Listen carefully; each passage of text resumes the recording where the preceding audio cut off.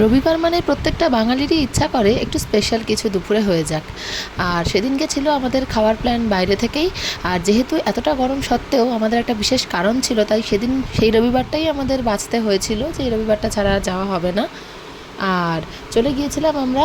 মোটামুটি অনেকগুলো রিভিউ দেখার পরে ডিসাইড করলাম যে চলো, এটা নতুন একটা ভাইব এসছে বাজারে, তো এটা একটু টেস্ট করে দেখা যাক।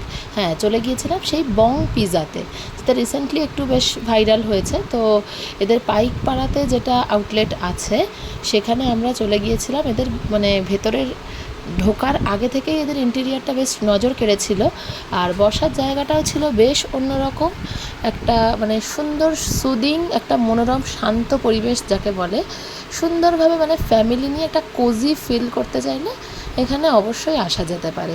আর হ্যাঁ, এখানে কিন্তু বুফে আর আলা কার্ট দুটোরই সিস্টেম আছে। তো আমরা বুফেতে চুজ করেছিলাম। আর স্টার্টার আইটেমের মধ্যে ছিল সালাড, আর এখানে ছিল ক্রিসপি চিলি বেবিকর্ন, আর চিকেন হরিয়ালি কাবাব, আর এখানে ছিল peri peri chicken and sweet and sour chicken. তো এই স্টার্টার আইটেমগুলোর মধ্যে আমি তো অলওয়েজ ক্রিসপি চিলি বেবিকর্নের ফ্যান। আর হ্যাঁ, এর সঙ্গে দুটো বিয়ার নিয়ে নিয়েছিলাম আমরা, ফ্রুট বিয়ার, নন অ্যালকোহলিক। মানে খেতে ছিল জাস্ট অসাম। আর এখানে দেখো মানে এতটাই ফ্রেশ ছিল চিকেনগুলো, তো মানে আমি বাচ্চাকেও খাওয়াতে পেরেছিলাম। হ্যাঁ, হরিয়ালি কাবাবটা আমার একটু শক্ত লেগেছে, যার জন্য ওটা আমি বেশি খেতে পারিনি। আর ক্রিসপি চিলি বেবিকর্নটা মানে ভরে ভরে খেয়েছি।